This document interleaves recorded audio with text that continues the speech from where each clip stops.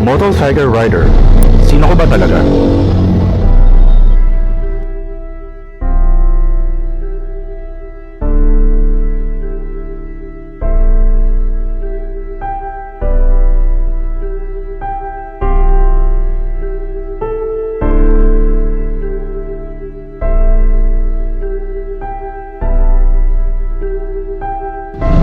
May benepisyo ba ang motorsiklo sa'yo?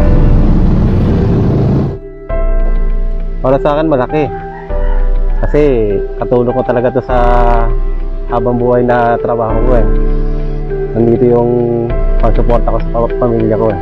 Ang natutulong ng pagmumotor sa hanap buhay ko is nakaka-ride na ako ng libre at kumikita pa ako ng pera. Sa akin may may pampasada ako na tricycle. Isa ako sa mga Sims Latoda. Bali, yun ang pinakahanap buhay ko. Lagari ako sa bayan, Pakogyo. Ganun ang trabaho namin, pila sa bayan, umaga, hapon, tapos sa mga estudyante, pag-uwian nila, pagpasok.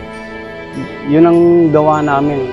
Laging yun ang pinakahanap buhay namin para ipangkain sa pamilya, yung paghahanap buhay ng isang tricycle driver paggamit ng mga motor. Sa hanap buhay naman, hindi naman sa pag-ano, kumbaga, above minimum talaga. Kumbaga, yung minimum na kinikita ng empleyado is parang nito na lang po siya. Nito. Kumbaga, nalalagpasan namin yung yung kita ng isang empleyado. Paano kung mawala ito sa buhay mo?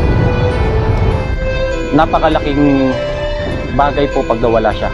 Kasi sa panahon ngayon, ito yung pinagkukunan namin ng pagkakakitaan.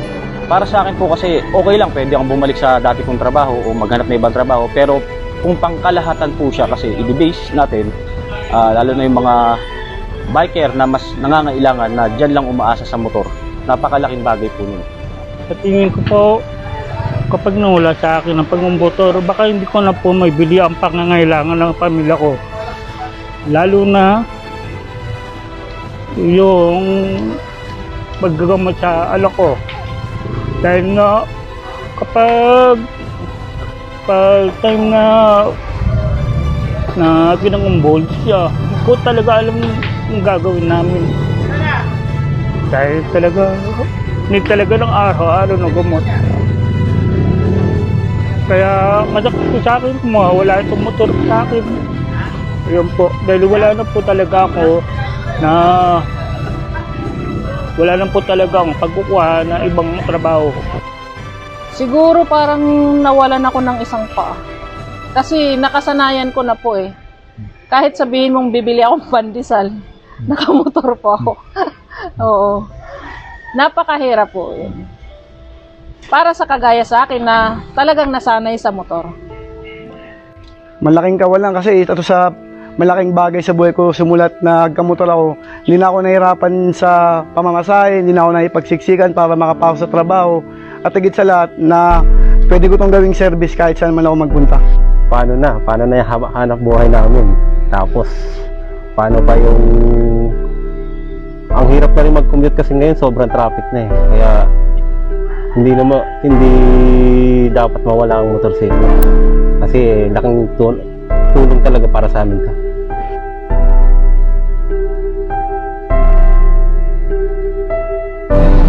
May silbi ba ito sa mamamayan?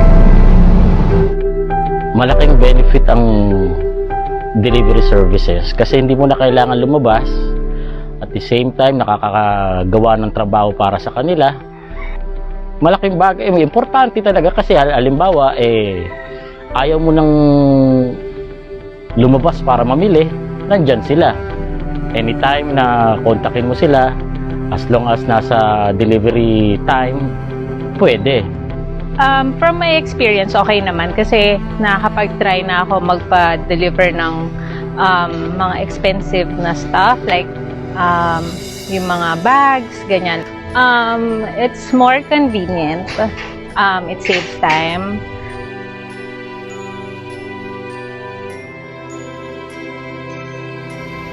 So, For me, yung comment ko na naidudulot ng delivery services, nakatulong siya kasi, una, hindi siya hassle sa ibang tao.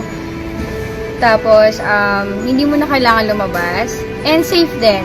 Kasi, like, kunwari, sa mga groceries, kailangan, makakapagpasabay ka na sa kanila. Pag kailangan mo ng food, ng alanganing oras. So,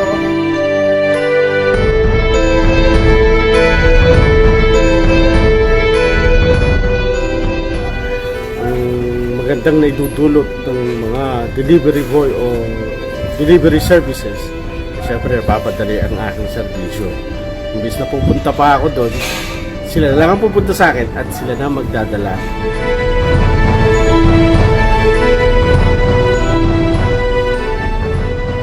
and God bless you guys. Maraming salamat sa inyo sa pagtulong sa amin at walang sawang pag-unawa sa amin, lalo na sa mga iba na demanding din.